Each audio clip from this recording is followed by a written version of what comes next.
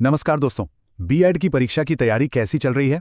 चलिए आज एक बहुत ही इंपॉर्टेंट टॉपिक को समझते हैं, भारत में शैक्षिक योजना की भूमिका।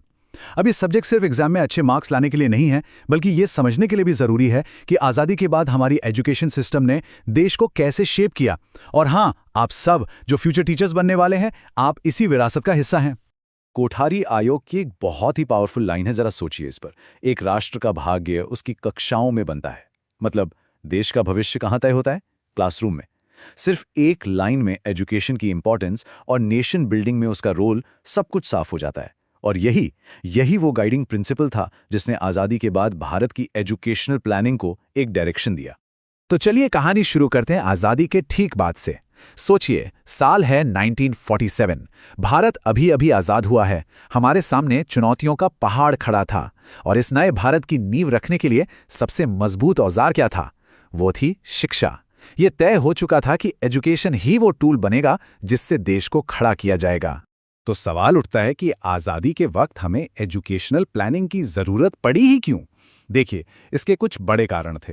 पहला, देश में बहुत ज़्यादा निरक्षरता थी, उसे जड़ से मिटाना था।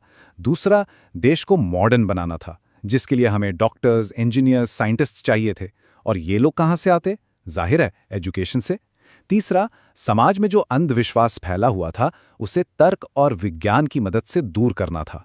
और चौथा और बहुत ज़रूरी, एजुकेशन के जरिए एक ऐसी नेशनल आइडेंटिटी बनानी थी जो धर्म और इलाके की सीमाओं से ऊपर उठकर हम सबको भारतीय होने का एहसास कराए। इन सारे बड़े लक्ष्यों को पाने के लिए एक प्रॉपर प्लानिंग तो चाहिए ही थी। अब ज़रूरतें तो समझ आ गईं। इसके बाद प्लानिंग का दूसरा सबसे बड़ा ऑब्जेक्टिव था एजुकेशन का एक्सपेंशन। मतलब शिक्षा को देश के हर एक बच्चे तक, हर गांव, हर गली, हर कोने तक पहुंचाना था। अब एजुकेशन कुछ चुनिंदा लोगों का हक नहीं रह सकती थी। और इस मैसिव एक्सपेंशन के लिए एक एक करके कदम उठाए गए। एक टियर्ड अप्रोच अपनाया गया। सबसे पहले नींव मजबूत की गई, यानी एलिमेंट्री एजुकेशन पर फोकस किया गया, जिसे यूनिवर्सलाइजेशन कहते हैं।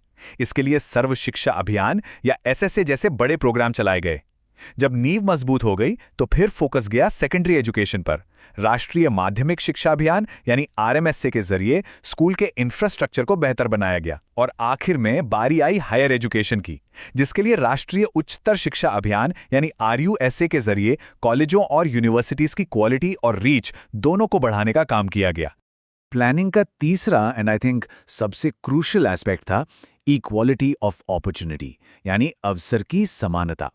यहां यह समझा गया कि एजुकेशन का काम सिर्फ किताबी ज्ञान देना नहीं, बल्कि यह सोशल चेंज लाने का, समाज को बदलने का एक बहुत पावरफुल इंस्ट्रूमेंट है। जरा उस वक्त की चैलेंज को समझिए। एक तरफ हमारा संविधान था जो सबको एजुकेशन में बराबरी का हक देने का वादा कर रहा था, लेकिन दूसरी तरफ जमीनी हकीकत क्या थी? जाति, लिंग और गरीबी की बड़ी बड़ी दीवारें खड़ी थी। एजुकेशनल प्लानिंग का एक बहुत बड़ा मकसद इन्हीं दीवारों को तोड़ना था।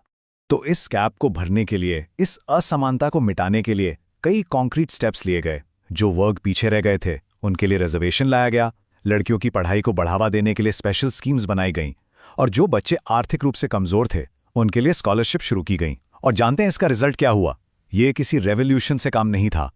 पहली बार लाखों लोगों को ये मौका मिला कि वो अपनी किस्मत जन्म से नहीं, बल्कि अपनी काबिलियत से बदल सकें। ठीक है, तो अब तक स्कूल और कॉलेज तो खूब खुल गए। तो अब प्लानिंग का फोकस शिफ्ट हुआ। अब बात सिर्फ क्वांटिटी की नहीं थी, अब जोर क्वालिटी पर दिया जाने लगा। मतलब अब लक्ष्य सिर्फ पढ़ाना नहीं था, बल्कि अच्छा पढ़ाना था। तो क्वालिटी इंप्रूव कैसे होगी? सबसे पहले फोकस किया गया टीचर्स पर, क्योंकि ये बात तो सब मानते हैं कि एक ग्रेट टीचर ही ग्रेट स्टूडेंट्स बना सकता है। इसलिए प्लानिंग में जोर दिया गया टीचर्स की प्रोफेशनल स्किल्स को डेवलप करने पर, उन्हें टीचिंग के नए नए मेथड सिखाने पर, और सबसे इंपॉर्टेंट, एक अच्छा इफेक्टिव टीचर स्टूडेंट रिलेशनशिप बनाने पर। क्वालिटी इंप्रूवमेंट का दूसरा पिलर था करिकुलम रिफॉर्म्स, यानी सिलेबस में बदलाव। अब रट्टा मारने वाले सिस्टम को बदलने की कोशिश की गई। करिकुलम को ऐसा बनाया गया जो समाज की ज़रूरतों को पूरा करे। सोशली यूजफुल प्रोडक्टिव वर्क यानी SUPW को इंक्लूड किया गया। इसका आइडिया ये था कि किताबी ज्ञान के साथ साथ बच्चों को कोई प्रैक्टिकल स्किल भी आनी चाहिए। और साथ ही सिलेबस के जरिए बच्चों के अंदर जस्टिस, इक्वालिटी, सेक्युलरिज्म जैसी डेमोक्रेटिक वैल्यूज को भी डेवलप करने पर जोर दिया गया। तो अब आते हैं सबसे बड़े सवाल पर, इन सब प्लानिंग का आखिर मकसद क्या था? इसका सिग्निफिकेंस क्या था नेशनल डेवलपमेंट में? देखिए, इन सारी योजनाओं का, सारे एफर्ट्स का जो अल्टीमेट गोल था, वो था देश को सोशल एंड इकोनॉमिक प्रोग्रेस के रास्ते पर आगे ले जाना। और इस बात को एजुकेशन कमीशन की ये लाइन कंफर्म करती है कि एजुकेशन को हमेशा सामाजिक, आर्थिक और राजनीतिक परिवर्तन का एक शक्तिशाली साधन माना गया। ये बात साफ थी कि एजुकेशन सिर्फ डिग्री लेने का एक जरिया नहीं है, ये नेशन बिल्डिंग की एक वेल थॉट आउट स्ट्रैटेजी है। तो आखिर में इन सब योजनाओं का आउटकम क्या रहा?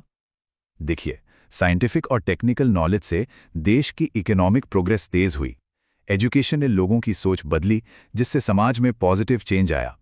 एक ऐसी जनरेशन तैयार हुई जो लिबरल थी, मॉडर्न आउटलुक रखती थी, और इन सब ने मिलकर एक स्किल्ड सिटीजनशिप बनाई। ऐसे नागरिक तैयार किए जो देश के विकास में अपना कंट्रीब्यूशन दे सकें। चलिए, अब एग्जाम के लिए क्विक रीकैप करते हैं, बिल्कुल पॉइंट टू पॉइंट। पहला, आज़ादी के बाद देश को बनाने के लिए प्लानिंग की ज़रूरत पड़ी। दूसरा, एजुकेशन को एलिमेंट्री से लेकर हायर एजुकेशन तक सिस्टमैटिकली एक्सपैंड किया गया। तीसरा, एजुकेशन को सोशल जस्टिस का टूल बनाया गया। चौथा, टीचर ट्रेनिंग और करिकुलम रिफॉर्म्स के जरिए क्वालिटी पर फोकस किया गया। और पांचवां, इन सब ने मिलकर देश की सोशल और इकोनॉमिक प्रोग्रेस को ड्राइव किया। तो याद रखिए, भारत में एजुकेशनल प्लानिंग सिर्फ स्कूल कॉलेज खोलने का प्रोजेक्ट नहीं था, ये एक मॉडर्न, इक्वल और डेवलप्ड भारत बनाने का एक बहुत बड़ा विजन था। Don't forget to like and subscribe.